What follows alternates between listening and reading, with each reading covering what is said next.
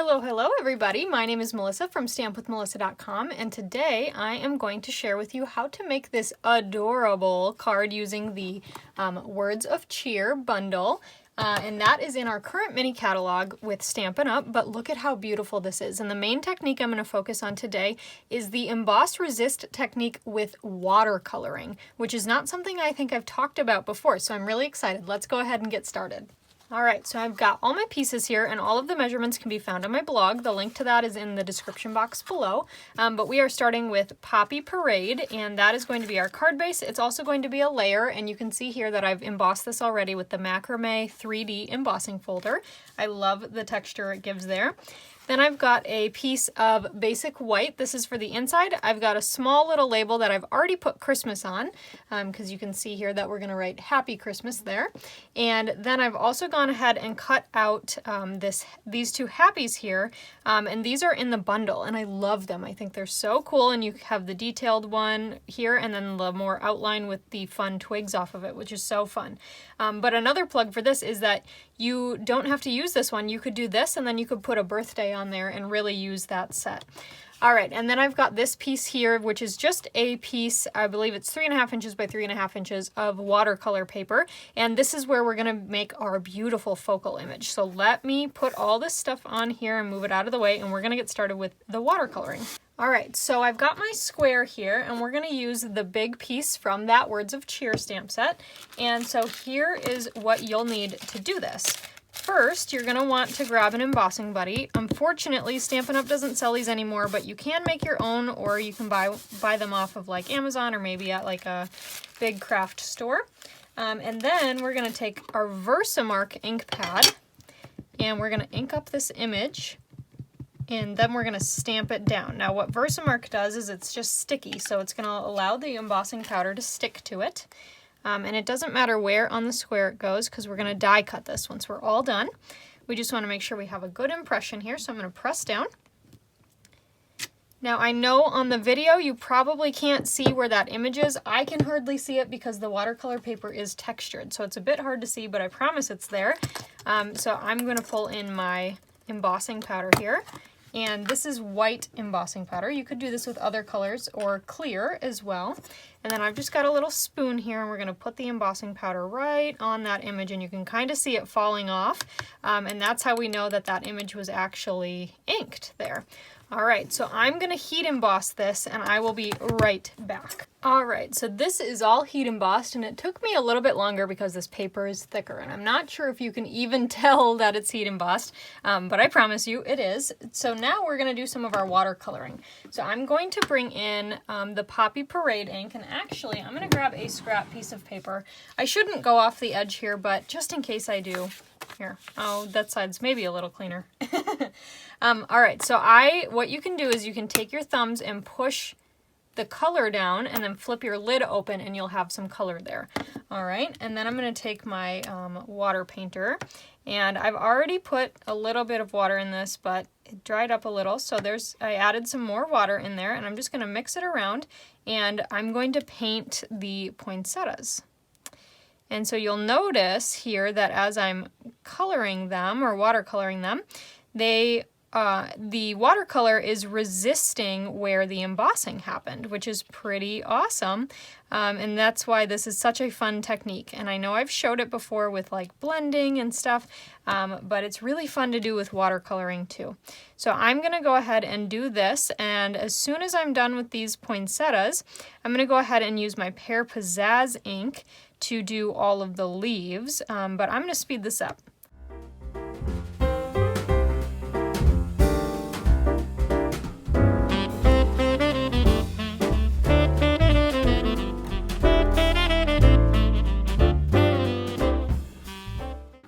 Alright, so you'll notice that I did the berries as well, and so now we're going to go ahead with that Pear Pizzazz, like I mentioned, to do the leaves, but I wanted to show you a little bit. So I'm taking a water painter. You could use the same brush that you use the red in, just make sure to clean it before you dip it into your green. And then I'm just dropping some water in here, and we'll mix it all up.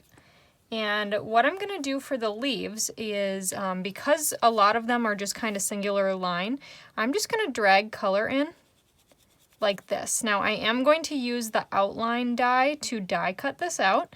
And so I'm not too concerned if I go past, but I don't want to get too much on the red. So just keep that in mind, but yeah, all right, so let's get this green done.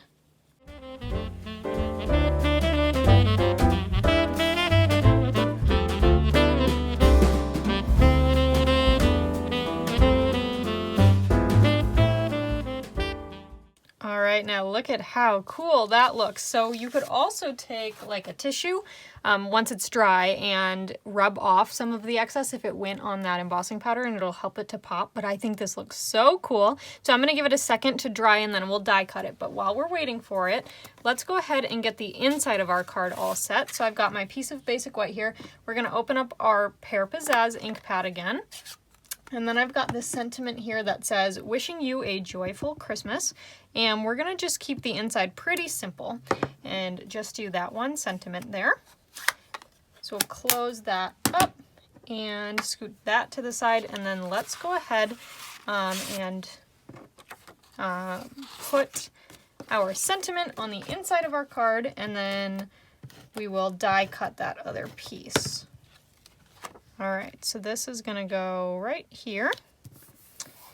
And then we'll go ahead and fold our card, and I'll burnish it with the bone folder. And then I've got this piece here, now that it's a little bit more dry, and we've got to figure out which way does this go, I think. Oh my gosh, like this? Oh no, this is always the hardest part. And I know I just did it and I had no issues figuring it out. You'd think this would be the flatter side up here. No? Oh, there we go. There we go. Nice.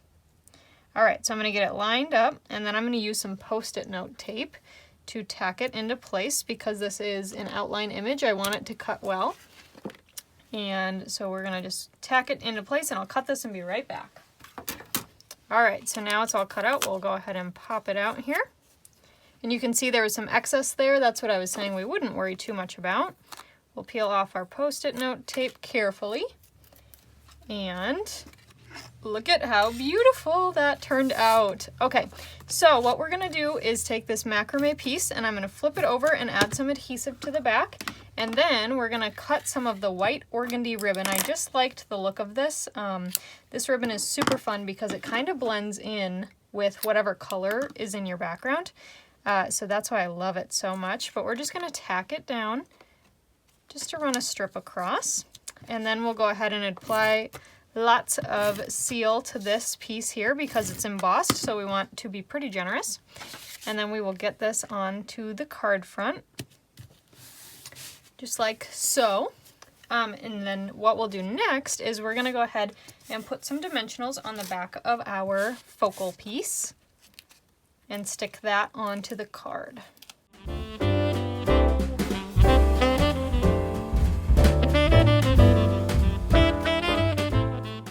All right, now that those are there, we're gonna go ahead and adhere the happies together. So I'm gonna just use some liquid glue and pop that on the back of my white happy. And you could also use an adhesive sheet for this, or you could use the foam adhesive sheets for this if you wanted it to be raised. That would look really cool. And we'll just get that on here. There we go. I love how this looks. I think it's so cute. All right, then what we're gonna do is I'm gonna use some mini dimensionals, just 2 of them, and I'm gonna put them on the stem of the H. And then we'll peel those backings off, and then I'm gonna use my liquid glue again, and what I'm gonna do is I'm gonna put some liquid glue onto some of just, you know, a little bit onto here because it's going to stick over our focal image. So we're gonna go ahead and tack this down right about here. And then that's where, I mean, if I had put dimensionals on here, it would have ended up kind of being like lopsided, if you know what I mean. Maybe this is a better way instead of trying to do it that way.